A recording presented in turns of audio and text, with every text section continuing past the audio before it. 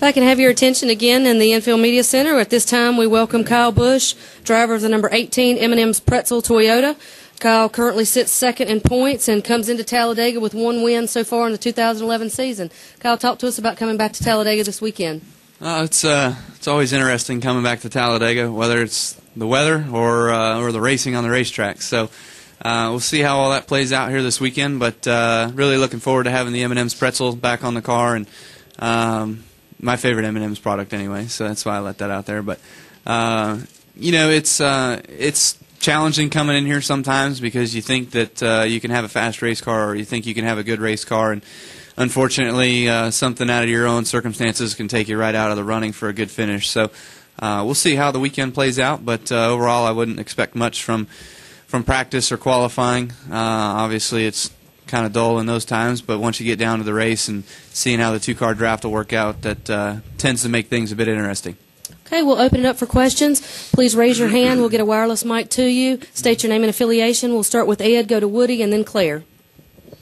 Ed Hinton, ESPN.com. Kyle, considering the dominance the Earnhardt Childress engines have shown here the past several races, what's it going to take for you to get up there and get in position, for anybody to get up there and get in position and take a win from those guys if they're still running at the end, still on the lead lap?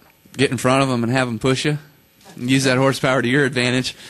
That would be the most important thing to do. But overall, you know, those guys have been really good here the past few times, and have been pretty decent at Daytona as well too. So you know, it's an interesting aspect the way this race plays out. It's anyone's game, really. I mean, it's just been circumstances that they've been able to be that good here and to win here. So you know, we kind of saw it back in the early 2000s, I think it was, when the RAD program came about, and those guys were always really good. And so, you know, they seem to have really good engines now, and their cars have been a lot better too. So, you know, our stuff is really good as well. We just feel like we haven't quite been in the position we need to be in.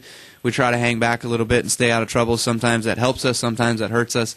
So, you know, it's just a matter of where you're at on the racetrack coming down towards you know, the final restart, whether it's inside 5 to go or you know, just the last lap.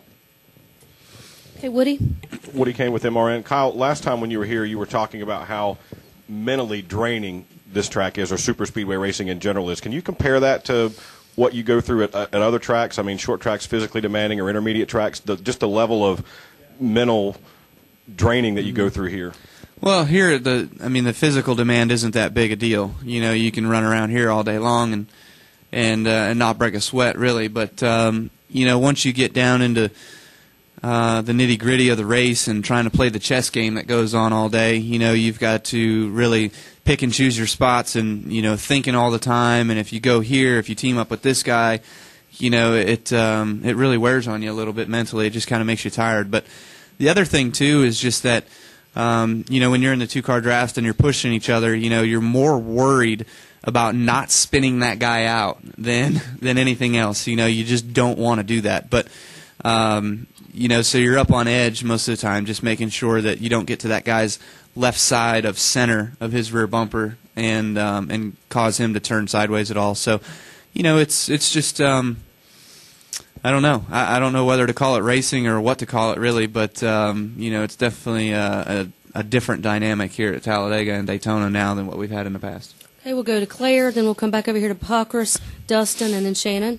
Claire B. Lang, Sirius NASCAR Radio. Kevin Harvick was just in here, and he doesn't like a lot of people, extra people other than his teammates on the radio on the Cup side, but he says he's got 20 people set up that can talk to him, and he's going to see how it works. He doesn't really like it, but he's learning in case he can apply any of that.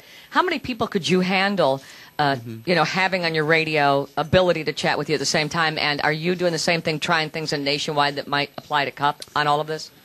Yeah. I've worked with my guys, my radio guys, at being able to put, you know, the radios together where you can do everything you want to be able to do. And I did that on the Nationwide side in Daytona and was able to help me, so I got it done for my Cup car, and I have the same thing here. So if I could, I would have all 43 in my radio, but that radio isn't legal to go into the race car. So you have to have a channel radio, which I think it only allows you 15. So if Harvick has 20, I want to know what radio he has. I have my teammates on my primary radio, and then on my secondary radio I have my teammates again, so I can hear them. And then I have about let's say you can have 15, so I got 13. I think I have their backup channels, so maybe 12. That's not distracting at all?